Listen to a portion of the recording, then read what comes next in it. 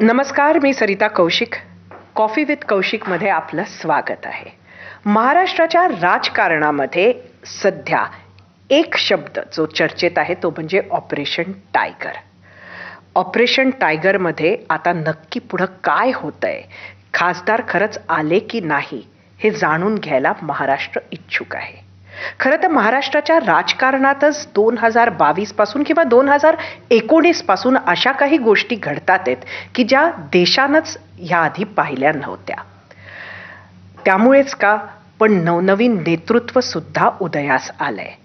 आणि असंच एक नाव आहे ज्या नावातच उदय हा शब्द आहे.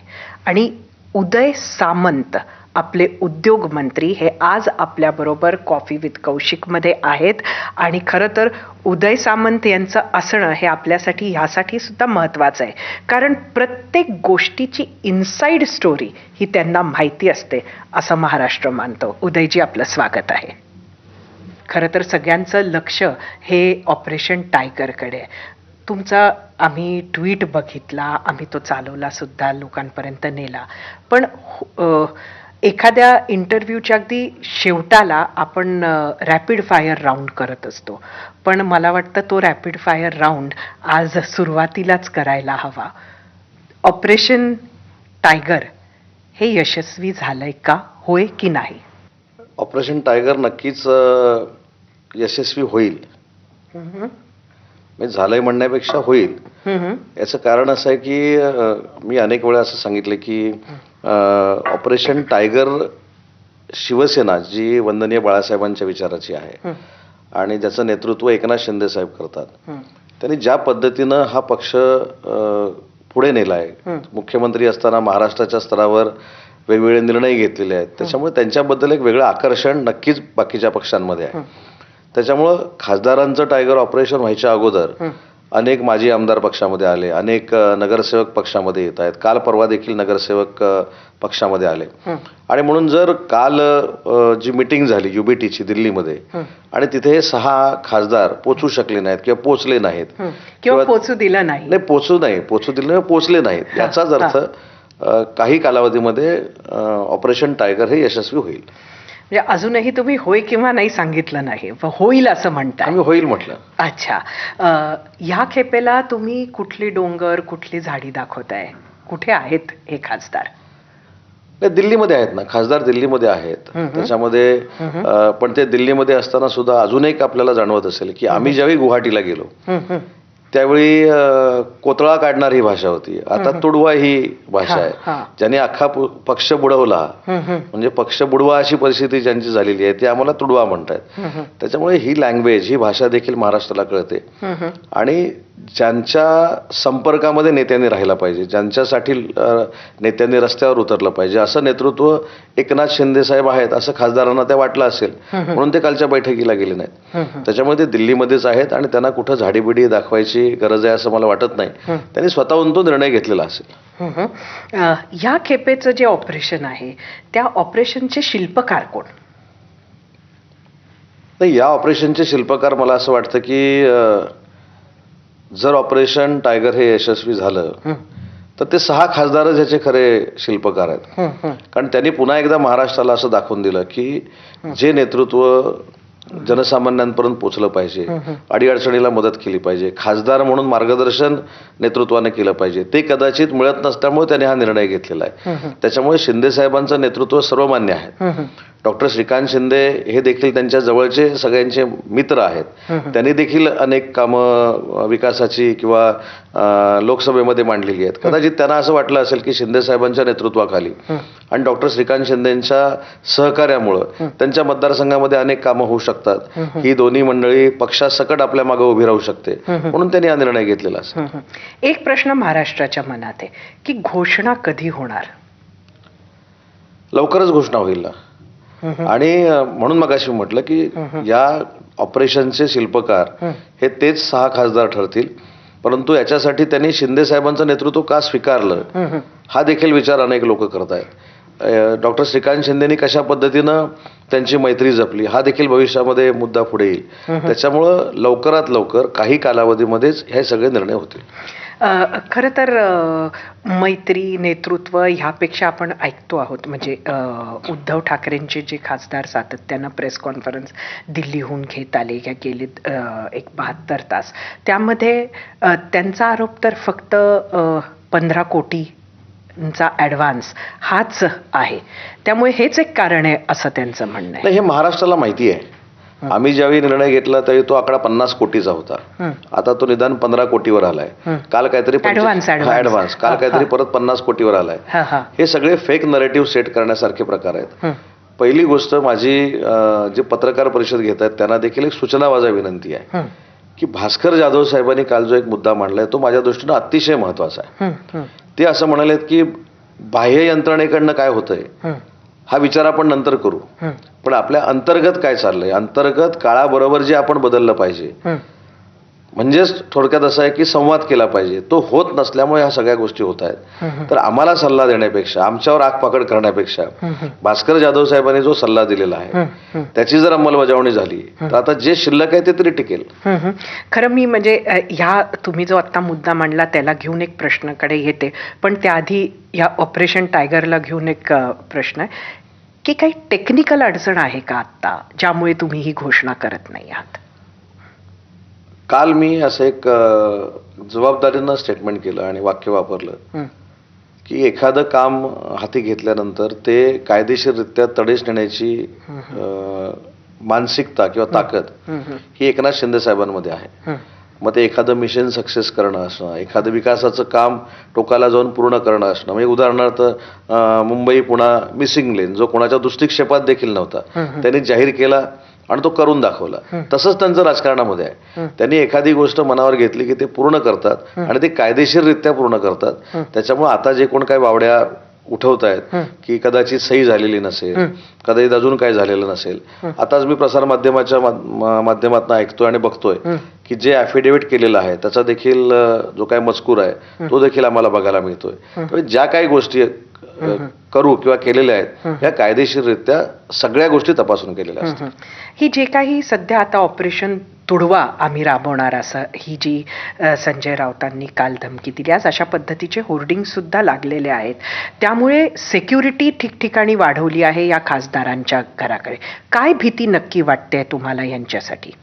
नाही, भीती म्हणण्यापेक्षा मी त्या फेजमधनं गेलोय. माझ्यावर 3दा हल्ला झालाय. गुवाहाटीला गेल्यानंतर पहिला हल्ला माझ्यावर पुण्यामध्ये झाला आणि तो जवळजवळ 500-600 लोकांनी केला. त्याच्यानंतर दुसरा माझ्या गाडीवर दगडफेक ही यवतमाळमध्ये झाली, तिथं देखील कोणी केली काय केली मला त्याच्यामध्ये जायचं नाही. आणि तिसऱ्यांदा थेट सिक्युरिटी असताना देखील माझा ताफा थांबवण्याचा प्रयत्न केला अनेक जिल्ह्यामध्ये. आता या ज्या काही गोष्टी आहेत ह्या शेवटी खरोखरच एखाद्या माणसाने निर्णय घेतल्यानंतर तो लोकशाहीतला निर्णय आहे. मग तो चांगला असेल, पत्रकार परिषद घेणाऱ्यांना पटला असेल नसेल हा नंतरचा भाग आहे, पण तो लोकशाहीतला भाग आहे, तो संविधानातला भाग आहे, त्याच्यामुळे तो स्वीकारला पाहिजे ना. आता मी मुख्यमंत्री नाही हे आता 6-7 वर्षानंतर स्वीकारलं पाहिजे. तेच शिंदे साहेबांनी काय केलं, शिंदे साहेबांनी उठाव कसा केला या बाबतीत रोज पत्रकार परिषद घेऊन लोकांमध्ये काहीतरी वेगळं निर्माण करण्यापेक्षा. आणि तुडवा बिडवा हे आता मला असं वाटतं की मी कधी याची भाषा केली नाही, पण ज्यांनी कुणाकडनं तरी पक्ष बुडवाही सुपारी घेतलेली आहे त्यांनी तुडवा ही भाषाच करू नये. कारण शेवटी काल त्यांनी शिवीगाळ देखील केली पत्रकारांच्या समोर. काही लोकांनी म्हणजे त्याला धिंगाणा हा शब्द बरोबर आहे की नाही मला माहित नाही, पण पत्रकारांवर देखील आक्षेप घेतले की तुम्ही जे शब्दप्रयोग आम्ही कधी केलेले नाहीत. म्हणजे थोडक्यात त्यांचा असा मतितार्थ होता तुम्ही कोणाची सुपारी घेतली, तुम्हाला कोण हे ब्रीफ करतो, तुम्ही मुद्दाम आम्हाला कशाला विचारतात. जे चौथ्या स्तंभाचा पण आदर ठेवत नाहीत त्यांच्यावर बोलणं फार चुकीचं आहे. आणि शेवटी खासदार जे आहेत, आमदार जे आहेत, मंत्री जे आहेत किंवा त्यांच्याकडची पण लोक जे आहेत त्यांना कधी संरक्षणाच्या दृष्टीनं अडचण ज्यावेळी निर्माण होईल ते विरोधकांना देखील आम्ही सिक्युरिटी पुरवतो. त्याच्यामुळे प्रिकॉशन म्हणून त्या खासदारांना कदाचित Y+ सिक्युरिटी दिली असेल, पण तुडवा बिडवा हा काय विषय होऊ शकत नाही. वरळीतनं आल्यानंतर तुमचा कोतळा काढू असं त्याने आम्हाला सांगितलं होतं. आम्ही अजून आहोत ना. त्याच्यामुळे हे जनतेला सांगण्यासाठी किंवा असलेल्या कार्यकर्त्यांना मॉरल सपोर्ट देण्यासाठी केलेली ही सगळी वाक्य आहे.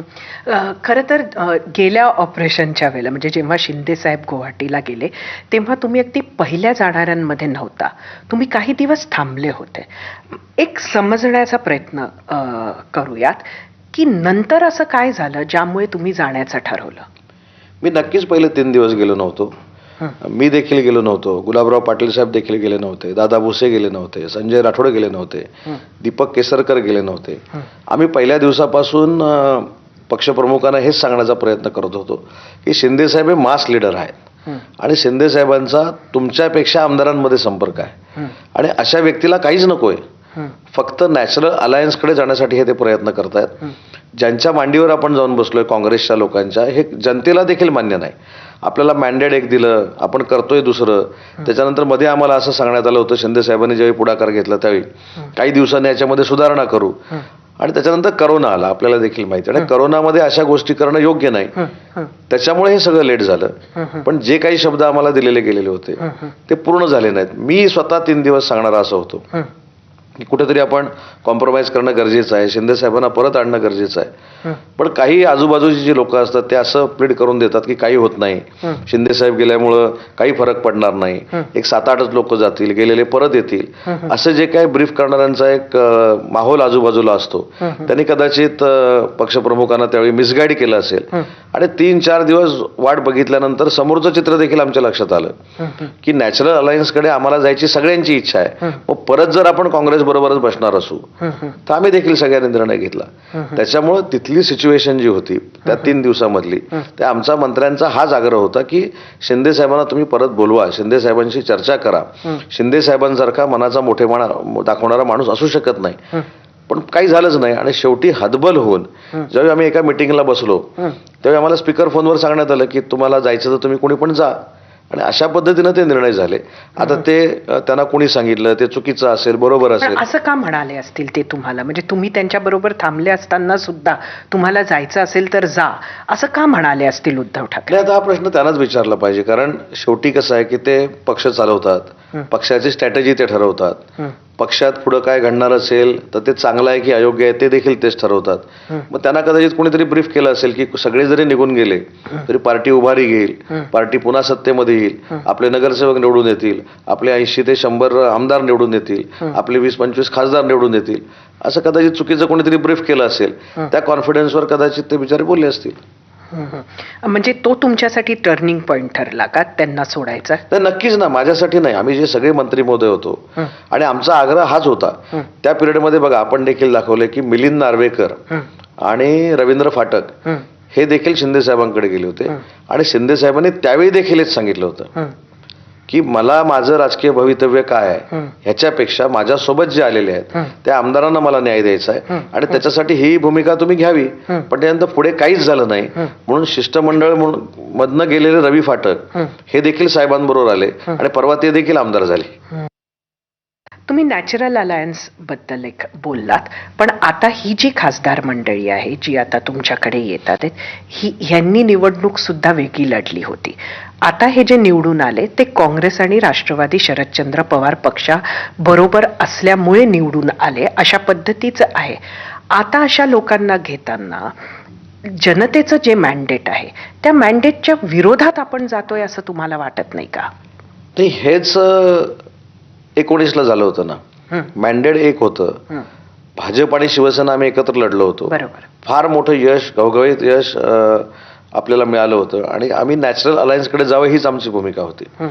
आणि या लोकांमध्ये जरी तुम्ही डीपली जाऊन विचार केला किंवा यांची वागण्याची पद्धत बघितली, यांची बॉडी लँग्वेज बघितली किंवा यांचा स्वभाव जर बघितला तर ते वंदनीय बाळासाहेबांचा विचार पुढे घेऊन जाणारे सगळे शिवसैनिक आहेत. त्याच्यामध्ये बंडू जाधव साहेब असतील, नागेश आष्टीकर असतील, आमचे ओमराजे निंबाळकर असतील, सगळी मंडळी. पण यांच्या देखील 1.5 वर्षात लक्षामध्ये आलं असेल की आपण पूर्ण काँग्रेसच्या आहारी गेलेलो आहोत.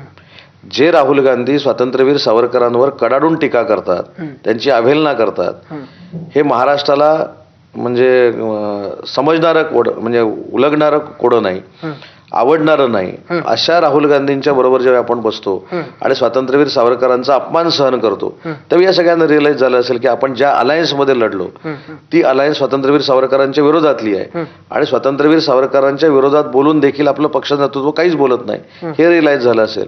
अनेक अशा गोष्टी आहेत. कारण ज्यावेळी शिवसेना तयार झाली त्यावेळी काय मी शिवसेनेमध्ये नव्हतो, की मी माझं दुर्भाग्य समजतो की मला बाळासाहेबांबरोबर काम करण्याची संधी मिळाली नाही. आता परत उद्या कोणतरी म्हणतील हा शिवसेनेत कधी आला, म्हणून मी स्वतःच सांगून टाकलं. पण जी आयडिओलॉजी आपण म्हणतो ती आयडिओलॉजी नक्की काय होती की मराठी माणूस, हिंदुत्व, आणि हे देखील होतं की राष्ट्रावर प्रेम करणारा जो मुसलमान देखील आहे, जाती धर्माचा माणूस देखील आहे. उदाहरणार्थ साबीर शेख होते साहेबांबरोबर काम करणारे.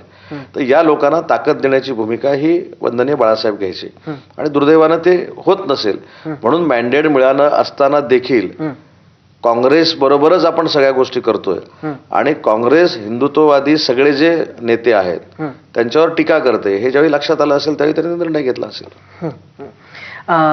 आता हे ऑपरेशन टायगर जर यशस्वी झालं होतंय असं आपल्याला वाटतंय तर ते कधीपर्यंत सुरू राहणार आहे? म्हणजे या खासदारांच्या येण्यानं ऑपरेशन टायगर संपलं असं आम्ही गृहीत धरायचं की पुढे आमदारही निशाण्यावर आहेत? नाही, खरं तर मी अनेक वेळा सांगितलंय की टायगर ऑपरेशन हे नामकरण, हे बारसं, हे कुठून निर्माण झालंय हे खरंच कोणाला माहिती नाही. परंतु टायगर ऑपरेशन झालं म्हणजेच नगरसेवक येत आहेत किंवा म्हणजेच आमदार येत आहेत अशातला देखील भाग नाही. खासदारांच्या अगोदर अनेक माजी आमदार पक्षात प्रवेश केले. उद्या परवा काही नगराध्यक्ष देखील प्रवेश करतायत जे युबीटीचे आहेत, जे काँग्रेस पक्षाचे आहेत. अनेक नगरसेवकांनी ह्या 7-8 दिवसामध्ये प्रवेश केलेला आहे. त्याच्यामुळं कर्तृत्वावर आणि नेतृत्वावर विश्वास ठेवून अनेक लोक टायगर ऑपरेशन न राबवता देखील पक्षामध्ये येत आहेत. त्याच्यामुळे टायगर ऑपरेशन आता ते तुम्ही सुरू राहणार न राहणार याच्यापेक्षा पक्षप्रवेश हे सुरूच राहणार आहेत. म्हणजे मला वाटतं की हे संकेतच आहे येणाऱ्या काळाचे. पण हे सगळं 2029ला लक्ष करून केल्या जात आहे का? नाही, मला नाही असं वाटत की 2029ला आम्ही लक्ष करतोय, कारण आपल्याला महायुतीमध्येच लढायचं आहे. पण जसं भारतीय जनता पार्टी त्यांचा पक्ष वाढवण्याचा प्रयत्न करतं, अजितदादांचा राष्ट्रवादी काँग्रेस पार्टी त्यांचा पक्ष वाढवण्याचा प्रयत्न करतं, शरद पवार साहेबांची राष्ट्रवादी त्यांचा पक्ष वाढवण्याचा प्रयत्न करतं, युबीटी करतं की नाही पण करत असतील, वाढवण्याचा प्रयत्न करतं. तसं आम्ही देखील पक्ष म्हणून साहेबांच्या नेतृत्वाखाली आमचा पक्ष वाढला पाहिजे, आमच्याकडे लोकप्रतिनिधी जास्त निवडून आले पाहिजेत आणि आमच्या पक्षाचा विस्तार झाला पाहिजे, ही भूमिका आमच्या देखील पक्षाची आणि या भावनेत नाही ते पक्षप्रवेश करून घेतो. असा पक्ष अशा पद्धतीनं वाढला की म्हणजे आपल्याला माहिती आहे की मध्यंतरी अमित शहा यांनी जेव्हा भारतीय जनता पक्षाच्या कार्यकर्त्यांचा, पदाधिकाऱ्यांचा एक मेळावा घेतला होता तेव्हा त्यांनी सांगितलं होतं की 2029 हे स्वतंत्र लढण्याच्या तयारीनं केली पाहिजे.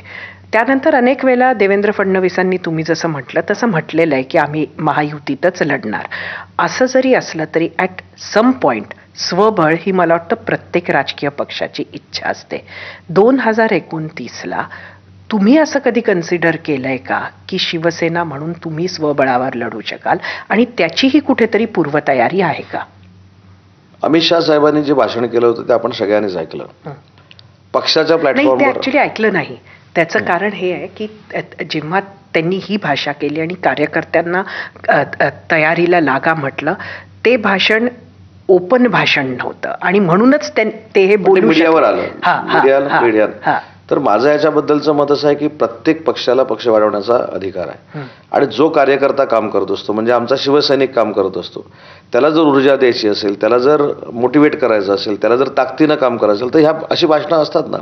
मी देखील माझ्या मतदारसंघामध्ये काम करत असताना भविष्यामध्ये बाबा अशा अडचणी आल्या तर आपल्याला हे करावं लागेल, पण ज्यावेळी निवडणूक आली ते भाजप आणि शिवसेना युती करूनच आम्ही लढलो. त्याच्यामुळे युती करूनच लढणार आहोत. परंतु जर कार्यकर्त्यांना दिशा देण्यासाठी, त्यांना अजून ताकदीनं काम करण्यासाठी कुठच्या नेत्याने जर अशी भाषणं केली असतील तर त्याच्यामध्ये वावगं आहे असं मला वाटत नाही. आता आज आमचा शिवसेनेचा 60वा वर्धापन दिन आहे. मी सगळ्या शिवसैनिकांना देखील मनपूर्वक त्याच्या शुभेच्छा देतो. आजच्या भाषणामध्ये देखील शिवसेना वाढण्याच्या दृष्टीनेच साहेब मार्गदर्शन करतील आणि हे मार्गदर्शन केल्यानंतर ते काय स्वबळावर लढण्यासाठी केलं अशातलं मार्गदर्शन नाही. शेवटी आपली पार्टी, आपला पक्ष, आपले कार्यकर्ते मोठे झाले पाहिजेत आणि त्याच्यातनं आपण निवडणुका जिंकल्या पाहिजेत, हाच त्याच्या मागचा उद्देश असतो. ऑपरेशन टायगरची ही जी मोहीम तुम्ही राबवली, ही पक्ष स्वतःचा वाढवणं हे महत्त्वाचं आहे, हे नक्कीच आहे. पण कुठेतरी सध्या त्याला जी काही गती मिळाली ती संसदेमध्ये मोदी आणि शहा यांना सुद्धा एक संख्याबळ हवं आहे. कुठंतरी डिलिमिटेशनचा मुद्दा आहे, कुठेतरी महिला आरक्षणाचा बिलाचा मुद्दा आहे आणि त्याच्यासाठी म्हणून ही गती देण्यात येते असं सुद्धा एक विचार आहे. मला नाही असं वाटत. याचं कारण असं आहे की पश्चिम बंगालची निवडणूक झाली. पश्चिम बंगालमध्ये जे खासदार स्प्लिट होऊन बाजूला आले त्यांचे काही वेगळे मुद्दे होते. आज महाराष्ट्रामधले 6 खासदार जे आहेत ते शिंदे साहेबांबरोबर येत आहेत. याचा अर्थ असा आहे की कुठेतरी त्यांच्या पक्षामध्ये अनरेस्ट आहे. त्यांच्या पक्षामध्ये त्यांना कॉन्फिडन्स मिळत नाही. त्यांचा आत्मविश्वास जो आहे पक्ष वाढवण्याचा त्याला साथ पक्षाकडनं मिळत नाही. याच्यामुळे या सगळ्या गोष्टी घडलेल्या आहेत. त्याच्यामध्ये डिलिमिटेशनचा काय प्रश्न आहे किंवा मोदी साहेबांनी आणि शहा साहेबांनी ती काय जबरदस्ती केलेली आहे, अशातला अजिबात भाग नाही. हे कधी ना कधी होणारच होतं आणि भविष्यामध्ये देखील होत राहणार. जी नेतृत्व संपर्क ठेवत नाहीत, जी नेतृत्व लोकांशी डायलॉग करत नाहीत, जी लोक आपल्या लोकप्रतिनिधींच्या अडीअडचणीमध्ये उभं राहत नाहीत, असं लोकप्रतिनिधींचं ज्यावेळी मत बनतं त्यावेळी अशा गोष्टी घडणारच आहेत. त्याच्यामुळे आज खासदार आमच्याकडे आले म्हणजे सगळ्या गोष्टी थांबल्या अशातल्या नाहीत. अजून काही नगरसेवक अनरेस्ट आहेत, अजून काही आमदार असतील, तर ते जर स्वतःहून येणार असतील तर आम्ही कशाला नको म्हणायचं. नाही, ह्याच्यात ना एक प्रॉब्लेम असा आहे की एक आपल्या सगळ्यांमध्येच अशी भावना असते की आपण जेव्हा मोठं होत असतो तेव्हा आपल्याला आपली रेष मोठी करायची असते. दुसऱ्याची रेष छोटी करून स्वतः मोठं व्हायचं नसतं. सतत हे जे मोठेपण महायुतीला मिळतंय किंवा NDAला मिळतंय ते दुसऱ्याची रेष छोटी करूनच मिळतंय. म्हणजे फोडाफोडीच्या राजकारणाच्या पलीकडे राजकारण नाही अशी काहीतरी भावना होते. नाही, खरं असं राजकारण 1900 अगोदर नव्हतं. 2019ला ज्या सुरुवात झाल्या की जिथं आपण निवडून आलोय तिथं न राहता स्वतःला काहीतरी उच्चपद मिळावं म्हणून जेव्हा आपण दुसऱ्याबरोबर अलायन्स करतो आणि स्वतःची जी आघाडी युती तोडतो तिथपासून खरं ही सुरुवात झाली. आणि त्याच्यामुळं कदाचित शेवटी बघा अशा पद्धतीचा अपमान कुठच्या एखाद्या पक्षाचा झाला किंवा एखाद्या नेत्याचा झाला तर रिलेशन म्हणून ठीक आहे, पण तो पार्टी आहे त्याच्यापेक्षा दुप्पट वेगानं वाढवण्याचा प्रयत्न करतो. आणि त्याच्यामुळे 2019ला हे जर झालंच नसतं तर असे प्रसंग उभेच राहिले नसते. आणि म्हणून माझं मत आहे की दुसऱ्याची रेष फुसून वाढवण्याचा हा प्रयत्न होत नाहीये. तर ज्यांना पटतंय की बाबा नाही आम्ही तिथं मध्ये संजय राऊत साहेब असं म्हणाले की तिकडच्या लोकांना पश्चाताप होईल. आता त्याचं उलटं होतंय. आमच्याकडच्या लोकांना पश्चाताप होतच नाही. आम्ही उलट अतिशय चांगल्या पद्धतीनं काम करतोय. पण ज्यांना पश्चाताप होतोय त्या शिवसेनेमध्ये येत आहेत, शिवसेनेची कास धरतायत, शिंदे साहेबांना नेता म्हणून पुढे जाण्याची प्रक्रिया राबवत आहेत. त्याच्यामुळे मला असं वाटत नाही ज्यांना पटतंय ते पक्षात येत आहे. तुम्ही म्हटलं हे असं पुढे सुरूच राहणार, त्यामुळे फोडाफोडीचं राजकारण हे महाराष्ट्रात संपणार नाही असंच म्हणायचं का? म्हणजे आपली जास्त लोक ही निवडणुकीतूनच निवडून यावी हा प्रयत्न का होत नाही? महाराष्ट्रामध्ये निवडून आली त्यांना फोडून आणणे. महाराष्ट्रामध्ये हे प्रयोग गेल्या 50 वर्षामध्ये अनेक वेळा झालेले आहेत. आता कदाचित सोशल मीडिया हा फार मोठ्या प्रगतीमध्ये असल्यामुळे हे आता लोकांपर्यंत पोचायला लागलं. पण 78 पासून असेल किंवा त्याच्या अगोदर पासून असेल ही प्रक्रिया अनेक वेळा झालेली आहे. आणि ती अनेक वेळा झाली त्यावेळी तो एक लोकशाहीतला भाग आहे. ते संविधानामध्ये तशी तरतूद आहे.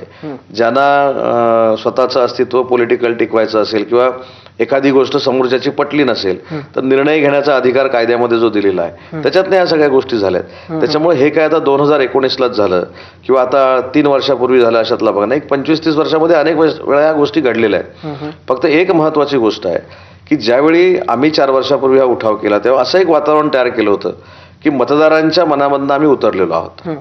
मतदारांना आम्ही लोक आवडत नाहीत. परंतु ज्या ठिकाणी आम्ही 80 जागा शिंदे साहेबांच्या नेतृत्वाखाली लढल्या, 60 जागा आपण जिंकल्या, महानगरपालिकेमध्ये चांगलं अस्तित्व आमचं राहिलं, 72-73 आमचे नगराध्यक्ष निवडून आले, जिल्हा परिषद पंचायत समिती आमच्या चांगल्या निवडून आल्या. त्याच्यामुळे मला असं वाटतं की जे मतदारांच्या मनात होतं शिवसेनेच्या ते आम्ही केलं म्हणून मतदारांनी आम्हाला भरभरून दिलं. आता माझ्या जिल्ह्याचं एक साधं उदाहरण मी आपल्याला देतो की आम्ही जेव्हा एकत्र काम करायचो त्यावेळी 33 जिल्हा परिषदेचे सदस्य हे मूळ शिवसेनेचे होते. आम्ही ज्यावेळी बाहेर आलो आणि शिवसेना आणि युबीटी आमच्यामध्ये ज्यावेळी लढत झाली ते फक्त 4 सदस्य त्यांचे निवडून आले आणि 41 सदस्य शिवसेनेचे निवडून आले. त्याच्यामुळे जो आपण म्हणतो की वंदनीय बाळासाहेबांचा बेल्ट आहे शिवसेना ती कोकणातनं सुरुवात होते. आम्ही 20 जागा सिंधुदुर्गामध्ये लढलो, आम्ही 17 जागा जिंकलो. आम्ही स्वबळावर रायगडमध्ये लढलो, आम्ही 26 जागा जिंकलो. ठाण्यामध्ये आम्ही जिंकलो. त्याच्यामुळे मला असं वाटतं की तो जो कोकणपट्टा हा बेल्ट आहे त्यांनी अख्ख्या महाराष्ट्राचं प्रेझेंटेशन केलं की जे गुवाहाटीचा प्रकार घडला त्याच्यामध्ये कोणी मतदार नाराज नाही, उलट त्यांनी वंदनीय बाळासाहेबांचा बाणा दाखवला म्हणून अख्ख्या कोकणपट्ट्यात शिवसेना आली. खरं तर बाळासाहेबांचा बाणा दाखवला असं आपण म्हणतो. आज 60वा वर्धापन दिवस आहे आणि शिवसेना एक नाही असं चित्र आहे. आज बाळासाहेबांना काय वाटलं असतं? नाही, बाळासाहेबांना नक्कीच शिवसेना दुभंगली याचं नक्की दुःख वाटलं असतं. परंतु हा देखील आनंद झाला असता की बाळासाहेबांचं जे वाक्य होतं की सर्वसामान्यातला सर्वसामान्य शिवसैनिक हा राज्याचा मुख्यमंत्री झाला पाहिजे, ह्याच्याबद्दल 100% एकनाथ शिंदे साहेबांचं त्यांनी कौतुक केलं असतं. आणि आमचं देखील कौतुक केलं असतं की काँग्रेसच्या मांडीवर बसलेले तुम्ही सगळे इकडे आला आणि एका शिवसैनिकाला तुम्ही मुख्यमंत्री केला, याबाबत नक्की आमची पाठ बाळासाहेबांनी थोपटली असती. परंतु 2 शिवसेना झाल्या याचं मात्र त्यांना दुःख झालं असतं. आता म्हणजे राज्याचं इक्वेशन सुद्धा ऑपरेशन टायगरमुळे बदलतंय आणि खासदारांच्या बाबतीत तरी शिवसेना ही मोठा भाऊ होणार, कसं वाटतंय? तर नक्कीच आनंद आहे ना, कारण मोठा भाऊ म्हणण्यापेक्षा आज लोकसभेच्या ज्या काही निवडणुका झाल्या त्याच्यामध्ये थोडंफार आम्हाला फेक नरेटिव्हमुळे मागं राहावं लागलं. आज त्या 6 खासदारांना हे रिअलाइज झालं आणि शिवसेना 7 वरनं 13 वर गेली, याचं नक्कीच मानसिक समाधान आहे. एक काळ होता जेव्हा शिवसेना ही मोठा भाऊ असायची आणि भाजप ही छोटा भाऊ असायची. आता आमदारांना वगळलं तरी आता ही जे काही इक्वेशनमध्ये बदल झालाय, ह्याच्यामुळे राज्यातल्या भाजप आणि शिवसेनेमध्ये डिस्कम्फर्ट वाढणार असं वाटतं का? नाही, मला अजिबात वाटत नाही. कारण दोन्ही नेते हे परिपक्व राजकारणी आहेत, मॅच्युअर्ड पॉलिटिशियन्स आहेत. त्याच्यामुळं पार्टी आणि अलायन्स कशी चालवायची हे देवेंद्रजी फडणवीस साहेबांना देखील चांगलं माहिती आहे आणि आमचे मुख्य नेते एकनाथ शिंदे साहेबांना देखील चांगलं माहिती आहे. त्याच्यामुळं मला असं वाटतं की याच्यामध्ये कुठेही क्रायसिस येण्याची काही प्रश्नच उद्भवत नाही. उलट शिवसेनेची स्ट्रेंथ वाढली म्हणून मी आता भारतीय जनता पार्टीच्या नेत्यांच्या ज्या स्टेटमेंट बघतोय त्यांनी देखील शिंदे साहेबांचं कौतुक केलेलं आहे. त्याच्यामुळे मला असं कुठेही वाटत नाही की शिवसेनेची ताकद वाढते म्हणून भारतीय जनता पार्टीला कुठं दुःख वाटतंय.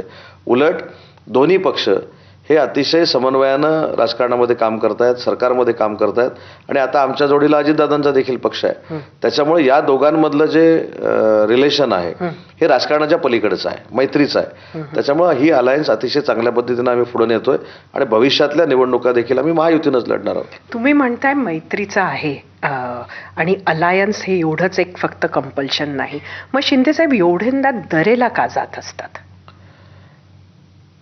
नाही, दऱ्याचा विषय हा मला असं वाटतं की शिंदे साहेबांच्या दृष्टीनं अतिशय भावनिक पण आहे, ज्याचं उगाचच राजकीय भांडवल केलं जातं. आपण जर दऱ्याला गेलो तर त्यांनी केलेली डेव्हलपमेंट ते 2 महिन्यानं 1 महिन्यानं कशासाठी रमायला तिथे जातात ही त्यांची वैयक्तिक कारणं आहेत, ती मला आज काही जाहीरपणानं सांगायची नाहीत.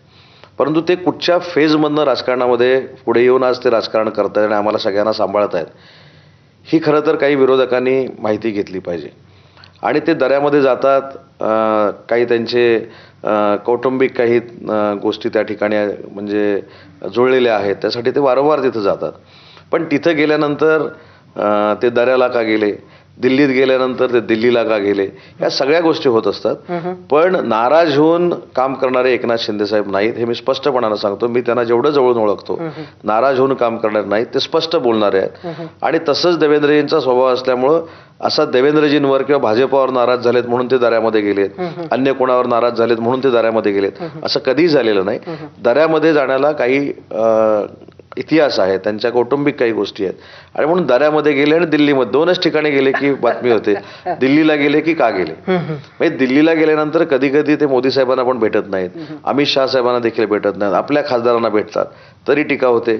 दिल्लीमध्ये गेले, 1 दिवस थांबले, काही घरातलं फंक्शन असेल डॉक्टर श्रीकांत शिंदेंकडे, तरी त्यांच्यावर टीका होते. त्याच्यामुळे काही लोकांनी मला असं वाटतं की त्यांना बदनाम करण्याची पत्रकार परिषद घ्यायची हीच सुपारी घेतलेली आहे आणि तेच बोलतात, बाकी कोणी बोलत नाही. युबीटीचे जे नेते आहेत तेवढेच बोलतात, बाकी कोणीच बोलत नाहीत आणि ते बोलतच त्यांची अशी परिस्थिती झालेली आहे. आता ह्या ऑपरेशन टायगरमध्ये जास्त मदत कोणाची झाली, दिल्लीची की मुंबईची, अमित शहांची की फडणवीसांची? मला तर म्हणजे ह्याची कल्पना नाही, परंतु हे ऑपरेशन राबवत असताना कोणालाच माहीत नव्हतं कशा पद्धतीनं हे पुढे जाणार आहेत, खासदारांशी कोण चर्चा करतंय.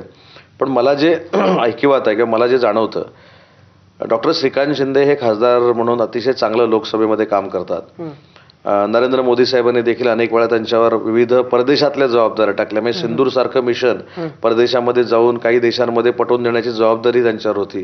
त्या कमिटीचे ते अध्यक्ष होते. त्यांनी एकनाथ शिंदे साहेबांचे चिरंजीव म्हणून पहिली निवडणूक लढवली असेल, पण त्यांनी स्वतःचं अस्तित्व आज दिल्लीमध्ये निर्माण केलंय. कोण फिरतं जास्त मला माहित नाही, परंतु श्रीकांत शिंदे महाराष्ट्रामध्ये देखील फिरतात. त्याच्यामुळे या सगळ्या खासदारांबरोबर त्यांचा एक वेगळा रॅपो आहे, मैत्रीचे संबंध आहेत. त्याचा देखील उपयोग झाला असेल. आणि म्हणून मी सांगितलं की शिंदे साहेबांचं नेतृत्व हे सर्वमान्य आहे, आकर्षित करणारं आहे. पण या सगळ्या घडामोडीमध्ये श्रीकांत शिंदेचा देखील रोल हा मैत्रीचा फार मोठा होता, हे ऐकिवात आहे. नक्कीच. पण हे जे टायमिंग होत आहे ना वेगवेगळ्या पक्षाचे खासदार येण्याचं, हे टायमिंग कुठेतरी जे काही पॉइंट करतंय त्याच्यामध्ये भाजपचा संबंध किती आहे हा प्रश्न आहेच लोकांच्या मनात. कारण विधेयक पडल्यानंतर महिला आरक्षणाचं, त्यानंतरचा हा सगळा जो खटाटोप आहे, त्यामुळे ह्याला एक गती मिळाली असं अजूनही वाटतं. नाही, नक्की गती मिळाली असेल.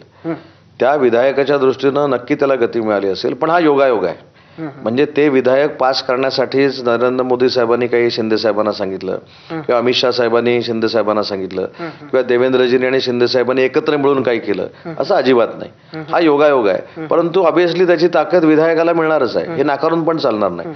पण त्यांनी तशी जबरदस्ती केली, खासदार वाढलेच पाहिजे अशी सक्ती केली, असं काही नाही. हे योगायोगानं जुळून आलेलं आहे. आणि शेवटी जी पक्षाची भूमिका आहे तीच आलेल्या 6 खासदारांना पण भूमिका घ्यावी लागेल. त्याच्यामुळे त्याच्यामध्ये इश्यूज जे लोक करतायत हे चुकीचं आहे. जी पार्टीची भूमिका आहे ती त्या खासदारांना घ्यावी लागेल.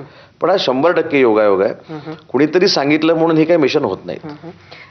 चला आपण असंच मान्य करू तुम्ही जे म्हटलं तेच. आणि श्रीकांत शिंदेचा रोल मोठा आहे आणि खासदारांचा आकडा वाढला की नॅचरली सत्तेतला वाटा सुद्धा वाढतो. तर येणाऱ्या काळात श्रीकांत शिंदे हे आम्हाला केंद्राच्या कॅबिनेटमध्ये दिसणार आहेत का?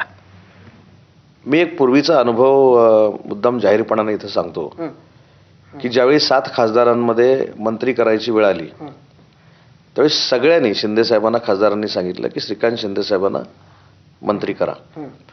पण श्रीकांत शिंदेनी असं सांगितलं, साहेबांशी चर्चा करून, आणि साहेबांनी असं सांगितलं की श्रीकांत शिंदे हे माझे चिरंजीव म्हणून जर केंद्रीय मंत्री होणार असतील आणि त्याचं परत हेच प्रेस कॉन्फरन्स घेणारे भाऊ करणार असतील तर जो सच्चा शिवसैनिक आहे, जो सिनियर शिवसैनिक आहे, त्याला साहेबांनी त्या ठिकाणी मंत्री केलं. परंतु माझं त्याच्या पुढे जाऊन म्हणणं आहे की श्रीकांत शिंदे साहेब हे फक्त एकनाथ शिंदे साहेबांचे चिरंजीव आहेत म्हणून त्यांनी मंत्री बनायचं नाही असा पण काही नियम नाही. आज त्यांनी स्वतःचं अस्तित्व केंद्रामध्ये देखील निर्माण केलंय. म्हणजे मला आश्चर्य वाटतं. मी मध्ये एकदा त्यांना फोन केला होता तेव्हा ते अमेरिकेमध्ये होते आणि मला माहित नव्हतं ते अमेरिकेमध्ये गेले. तर मी त्यांना विचारलं, अमेरिकेमध्ये फिरायला गेलाय का? ते म्हणाले नाही, मी 8 दिवसाचा कोर्स करतोय. राजकीय दृष्ट्या भविष्यामधले डिसिजन कसे घ्यायचे, भविष्यामधलं आपलं विजन काय असलं पाहिजे, आपली अम्बिशन काय असली पाहिजे, म्हणजे पॉलिटिकली नाही, डेव्हलपमेंटची, या दृष्टीनं जो कोर्स आहे अमेरिकेमध्ये तो मी करतोय. आता मला सांगा, हे अप्रिशिएट केलं पाहिजे. मग अशा दृष्टीनं सगळा अभ्यास करून ज्यांना नरेंद्र मोदी साहेबांनी पंतप्रधान म्हणून सुद्धा मार्क्स दिले, अशी व्यक्ती जर बनणार असेल तर त्यातला असा क्रायटेरिया लावण्यात काही अर्थ नाही की ते एकनाथ शिंदे साहेबांचे चिरंजीव आहेत. नाही, असा तर क्रायटेरिया लावलाच नाही. एक वाटा वाढला सत्तेत की एखाद्या पक्षाला अजून स्थान मिळतं, म्हणजे ज्यांचे जास्त खासदार त्यांना जास्त जागा. त्यामुळे आता तुमचा एवढा मोठा वाटा जर 6 वाढणार असेल तर त्याचं रिफ्लेक्शन नक्कीच मागणी करू ना, नक्कीच. कारण शेवटी वाटा वाढलेला आहे. एखादं जादा केंद्रातलं मंत्रीपद पाहिजे ही विनंती स्वतः साहेब किंवा आम्ही जाऊन अमित शाह साहेबांना करू, किंवा आमचा आता सत्तेमध्ये वाटा वाढलेला आहे, आम्हाला एखादं मंत्रीपद जादा द्या. त्या 2022च्या काही चुका तेव्हा तुम्हाला वाटल्या असतील त्या आत्ताच्या खेपेला टाळल्या असं काही आहे का? त्याच्यातलं एकच गोष्ट मला असं वाटते, म्हणजे मी कोणाशी चर्चा केली नाही, पण मला अशी वाटते की सगळ्या खासदारांनी मोबाईल चालू ठेवले. अच्छा. आणि त्यामुळे तो जो काही प्लॅन होता की आम्ही येतोय बैठकीला, असं जे फोनवर संभाषण झाले, तर ते कोण कोणाची मजा घेत होतं? नाही, मजा मी म्हणणार नाही, परंतु समोरच्यांना देखील थोडंफार रिअलाइज व्हायला पाहिजे होतं की जेव्हा कायदेशीर बाबी आम्ही तपासून घेतो म्हणून काही कायदे तज्ज्ञांशी चर्चा करून हे मुद्दे मांडतात, तर समोरच्या लोकांनी देखील कायदेशीर सल्ला घेतलेला आहे, समोरच्या लोकांनी देखील कायदे तज्ज्ञांचा सल्ला घेतलेला आहे. आणि म्हणून सगळं ठरलेलं कुठं होतं आणि आपल्याला कुठं बघायचं होतं. काल जी युबीटीची मिटिंग झाली, या युबीटीच्या मिटिंगला हे 6 खासदार गैरहजर होते. त्याच्यामुळं ते तर गैरहजर होतेच, आणि त्याच्या अगोदर मला 2-3 दिवसापूर्वी असं वाटतं की युबीटीच्या एका खासदार महोदयांनी एक पत्र पण दिलं होतं की 6 जणांचा गट आपण तयार करू नये, 6 जणांच्या गटाला आपण मान्यता देऊ नये, 6 जणांच्या गटाचा आपण निर्णय घेऊ नये. याचा अर्थ मिटिंग लावण्याच्या अगोदरच तुम्हाला माहिती होतं की 6 खासदार काहीतरी करणार आहेत. मग हा अनरेस्ट कशामुळे, त्याचा अभ्यास करायला पाहिजे होता त्यांनी. आज त्यांच्यावर वाटेल त्या थरला जाऊन टीका करणं. म्हणून मगाशी देखील मी एक वाक्य बोललो की त्यांनी असं काही, ठीक आहे, ज्या मॅन्डेटमध्ये ते निवडून आले त्या मतदारसंघाचा विचार केला पाहिजे याबद्दल मी म्हणतच नाही, पण लोकशाहीतला एक भाग म्हणून किंवा संविधानातला एक भाग म्हणून त्यांनी जो निर्णय घेतलाय तर त्यांना एवढ्या शिव्या कशाला घालायच्या. त्याच्यामुळं गुवाहाटीचं जे ऑपरेशन होतं ते तर मला असं वाटतं की देशातलं सगळ्यात मोठं होतं. आणि हे 6 लोकांचं जे होतं ते त्यांनी स्वतःहून त्यांना वाटलं की बाबा आपल्याला आता असं केलं पाहिजे म्हणून केलेलं हे, म्हणजे आम्ही केलेलं ऑपरेशन नाही, तर त्यांनी स्वतःहून घेतलेला निर्णय असेल. तर आता अजून एक चर्चा सतत तुमच्याच मंत्र्यांकडनं, आमदारांकडनं ऐकायला मिळते, ती म्हणजे नुसती चर्चाच नाही तर मी तर म्हणे मागणी पण आहे की शिंदे साहेबांना मुख्यमंत्री करा. नाही, याच्यामध्ये हे कुठंतरी सगळं त्या दृष्टीने सुरू आहे का? नाही, मी याच्याकडे बघताना अगदी प्रामाणिकपणानं सांगतो की आज मी शिवसेनेचा शिवसैनिक म्हणून किंवा शिवसेनेचा उपनेता म्हणून काम करतो. भारतीय जनता पार्टीचे कार्यकर्ते भारतीय जनता पार्टीचे पदाधिकारी म्हणून काम करतात, किंवा अजित पवार साहेबांच्या आज पक्षाचं नेतृत्व सुनेत्राबाईंनी करतात. हे 100% खरं असतं की मला असं वाटतं की माझ्या नेत्याला सर्वोच्च पद मिळालं पाहिजे, ते मुख्यमंत्री झाले पाहिजेत. ह्याच्यामध्ये म्हणजे अविश्वास दाखवण्यासारखं काहीच नाही आहे. दुसरं, देवेंद्रजींच्या भारतीय जनता पार्टीचे लोक हेच म्हणणार की देवेंद्रजी मुख्यमंत्री झाले पाहिजेत किंवा उच्च पदावर जाऊन बसले पाहिजेत.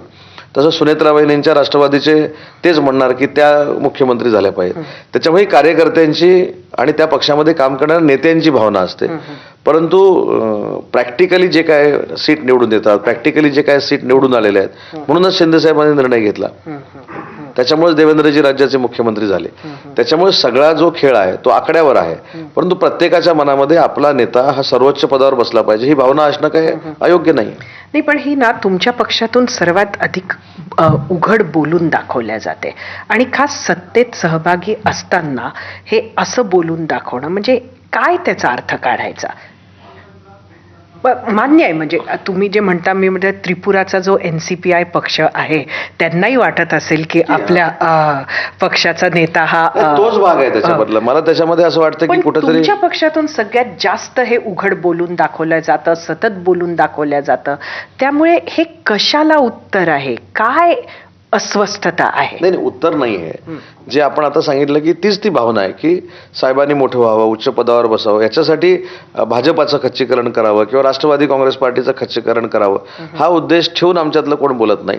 त्यांच्याही मनातली भावना आहे. पण मनातली भावना असताना प्रॅक्टिकली पण आम्ही विचार केलेला आहे ना की महाराष्ट्राच्या सत्तेमध्ये जात असताना आमचे किती आमदार निवडून आले, समोरचे किती आमदार निवडून आले. त्याच्यामुळेच अलायन्स अतिशय व्यवस्थितरित्या झाली. त्याच्यामुळे कार्यकर्त्यांची भावना आणि शिवसैनिकांची भावना ही कोणाचं खच्चीकरण करण्यासाठी नाही, ती त्यांच्या मनातली प्रामाणिक भावना आहे. तुमचा स्वतःचा उदय संकटमोचक म्हणून इतक्यात झालाय, म्हणजे आधी आम्ही एकच नाव ऐकत होतो, गिरीश महाजन, आता तुम्ही. तर हे कसं काय घडलं? तुमच्यावर विशेष जबाबदारी नेहमी टाकण्यात येते, आणि मला वाटतं ऑपरेशन टायगरमध्ये आता तुम्ही म्हणताय माहिती नाही किंवा सांगत नाहीत, असं दोन्ही असू शकतं, पण कालही तुम्ही परभणी, नाशिक हाच तुमचा फोकस होता, विधान परिषदेच्या निवडणुका. तर हे कसं घडून गेलं? नाही, माझा एक स्वभाव आहे काम करतानाचा की ज्या नेत्यानं मला राज्याचं उद्योगमंत्री केलं, त्या उद्योगमंत्री पदामुळं माझा चेहरा महाराष्ट्राला कळला. आज त्यांच्यामुळं मी काम करतोय. मग त्यांच्या शिवसेना पक्षामध्ये आणि मी शिवसेनेमध्ये काम करत असताना एखादी जर अडचण येत असेल तर स्वतःहून गेलं पाहिजे. आणि संकटमोचक हे गिरीश भाऊंनंतर मला जे नाव पडलेलं आहे, हे मी काय मानत नाही मी संकटमोचक आहे. मी प्रामाणिकपणानं ज्या नेत्यानं माझ्यावर जबाबदारी टाकलेली आहे त्यांना कमीत कमी त्रास व्हावा आणि त्या पार्टीला कुठं अडचण निर्माण होणे, हीच भावना माझी देखील असते. गुलाबराव पाटील साहेबांची असते, दादा भुसे साहेबांची असते, संजय राठोड साहेबांची असते. पण हे सगळे आम्ही सगळे एकत्रच काम करतो. आता त्याच्यातनं मला हे नाव ठेवण्यात आलेलं आहे, पण तसं काय मी गेल्यानंतरच संकट दूर होतं अशातला भाग नाही. शेवटी आम्ही गेल्यानंतर आम्ही निमित्त मात्र आहोत. आज अलायन्समध्ये काम करत असताना अलायन्स जर संकट असेल तर हे 2 नेते सक्षम आहेत. शिवसेनेवरचं संकट असेल तर माननीय एकनाथ शिंदे साहेब सक्षम आहेत. आम्ही फक्त मेसेज पास ऑन करण्याचं काम करतो, नेत्याला जे अपेक्षित आहे ते करून घेण्याचं काम करतो, आणि त्याच्यातनं हे आता मला नाव पडलंय. परंतु मी असं मानत नाही की मी जाऊन फार मोठं जिथं काय करतो. जबाबदारी आणि जबाबदारी पार पाडणं हे एक उपनेता म्हणून, शिवसेनेचा मंत्री म्हणून माझी जबाबदारी आहे. मध्यंतरी तुम्ही म्हणजे राज ठाकरेंनाही बरेचदा भेटला, मला वाटतं काहीतरी खिचडी खायला तुम्ही त्यांच्याकडे गेला होतात. तर नक्की कुठली खिचडी तिथे तुम्ही पकवण्याच्या प्रयत्नात होतात? तर मी राजसाहेबांना 3 ते 4 वेळा नक्कीच भेटलो, आणि खरोखरच सांगतो मी खिचडी देखील खाल्ली. त्यांच्याबरोबर गप्पा मारताना राजकारणापेक्षा बाकीच्या ज्या गप्पा आहेत त्या राजसाहेबांबरोबर मारताना मजा येते, त्यांच्याकडनं काही शिकायला मिळतं. पण त्याच्यानंतर मनसेची कुठली खिचडी शिजत होती ते सांगतो ना, मनसेची काही मंडळी यांच्या मी स्वतः संपर्कामध्ये होतो. त्याच्यानंतर आमचे काही नेते मंडळी संपर्कामध्ये होती, आणि दोघांची इच्छा अशी होती की आपण महानगरपालिकेला सामोरं जात असताना, आणि मग मी अनेक वेळा सांगितलंय की राजसाहेबांचा मनसे पक्ष जर महायुतीमध्ये आला तर त्याच्यासारखं आनंद नाही. म्हणजे जे बाळासाहेबांचं स्वप्न होतं की शिवसेना आणि मनसे हे एकत्र येऊन निवडणूक लढते, अशा पद्धतीचा प्रयत्न त्यावेळी मी केला ना. परंतु त्याच्यामध्ये यश आलं नाही, कारण नंतर निवडणुकीमध्ये जेवढ्या जागा द्याव्या लागतात किंवा जास्त जागा आवश्यक असतील तर त्या आम्ही देऊ शकत नव्हतो. त्याच्यामुळे ते कदाचित होऊ शकलं नसेल. पण नक्की राजसाहेबांचे जे सहकारी आहेत त्यांच्यावर पॉलिटिकल चर्चा आम्ही करत होतो, आणि मी तर जाहीररित्या सांगत होतो त्यावेळी देखील, खिचडी खायला जरी गेलो असलो तरी, की मनसे जर शिवसेनेबरोबर आली, म्हणजे आमच्या वंदनीय बाळासाहेबांचा विचार असलेल्या शिवसेनेबरोबर, तर आम्हाला देखील आनंद होईल. तर त्याच्यामध्ये लपून काय राहिलं नाही. पण त्यावेळीची जी सिच्युएशन होती ती फक्त मला खिचडी खायला गेलो हेच सांगावं लागायचं. पण आज मी अगदी खुल्या मनानं सांगितलं की त्यांचे जे सहकारी होते त्यांच्याशी आम्ही चर्चा करत होतो, ते आमच्याशी चर्चा करत होते, आणि मी अनेक वेळा पक्षाच्या प्लॅटफॉर्मवर देखील सांगितलंय. हे काय मला साहेबांनी सांगितलं नव्हतं, पण इच्छा होती की राजसाहेब आणि साहेब जर एकत्र आले तर त्याच्यातनं अजून एक चांगली मुवमेंट तयार होईल. अच्छा, पण मग त्यांना किती जागा हव्या होत्या?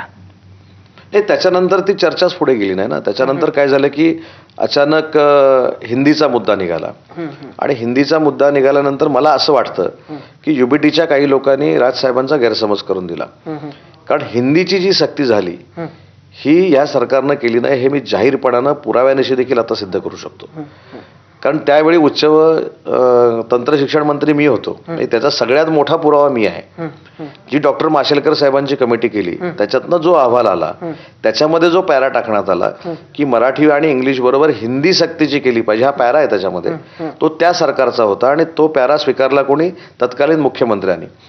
पण असं सांगण्यात आलं की हिंदीची सक्ती आम्ही करतोय, पण हिंदीची सक्ती आम्ही करतच नव्हतो, ती ऑप्शनल लँग्वेज म्हणून त्यांच्याकडे बघत होतो. पण नंतर आपण ते थांबवलं. परंतु या गैरसमजातनं काय झालं की युबीटी आणि मनसेमधलं अंतर नक्की कमी झालं. 2 नातेवाईक, 2 भाऊ एकत्र आले, याचा मनापासून आनंद आहे. म्हणजे ते काय राजकीय मी सांगत नाही, पण त्याच्यानंतर जो गैरसमज झाला त्याच्यामुळं युबीटीमध्ये बरोबर जाऊन खरोखरच जागा जास्त मनसेला मिळणार असतील म्हणून त्यांच्यावर अलायन्स केली असेल. त्याचा मी राजसाहेबांचा दोष असं मानतच नाही. पण जे राजसाहेबांना ब्रीफ केलं गेलं की हिंदीच्या सक्तीच्या बाबतीमध्ये, ती हिंदीची सक्ती कालही मी सांगेन, आजही सांगेन, उद्या पण सांगेन, ती आम्ही केलेली नव्हती, ती पूर्वीच्याच सरकारनं केलेली होती. परत एकदा तुमच्याच पक्षाचे मंत्री नेते यांनी सुनेत्रा पवार उपमुख्यमंत्री झाल्यानंतर ज्या पद्धतीचे वक्तव्य केले त्यावरून असं वाटत होतं की काहीतरी अडचण आहे सुनेत्रा पवारांना उपमुख्यमंत्री केलं याबाबत. तर विश्वासात तुम्हाला घेतलं नव्हतं का? काय झालं होतं? टायमिंगवर खूप प्रश्न तुम्ही उपस्थित मला असं केले. वाटत नाही, कारण अजितदादांच्या बाबतीमध्ये स्वतः शिंदेसाहेब फार इमोशनल होते. मी मध्ये बारामतीला देखील एका भाषणामध्ये सांगितलं की अजितदादांचा जाण्याचा धक्का जेवढा पवार कुटुंबियांना होता तेवढाच शिंदेसाहेबांना बसलेला होता. आणि त्यांनी हे पण सांगितलं की राजकीय गोष्टी बाजूला ठेवून माझा मोठा भाऊ गेल्याचं दुःख आज माझ्यासारख्या कार्यकर्त्याला आहे. त्याच्यामुळे सुनेत्राबाईंनी मुख्यमंत्री झाल्यामुळे शिवसेनेला काही फरक पडणार होता किंवा शिवसेनेला कुठं आडकाठी होती असं अजिबात भाग नाही. ठीक आहे, मंत्री महोदयांकडनं बोलणं गेलं, त्याच्यानंतर साहेबांनी त्यांना करेक्ट केलं. मी देखील त्यावेळी असं बोललो होतो, त्याचा विपर्यास केला गेला.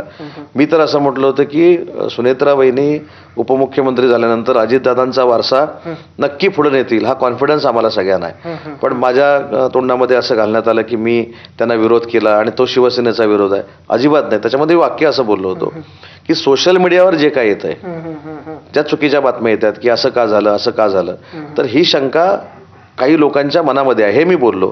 तर माझं ते वाक्य असं हे केलं की मी शिवसेनेच्या वतीनं त्यांना विरोध केला, अजिबात नाही.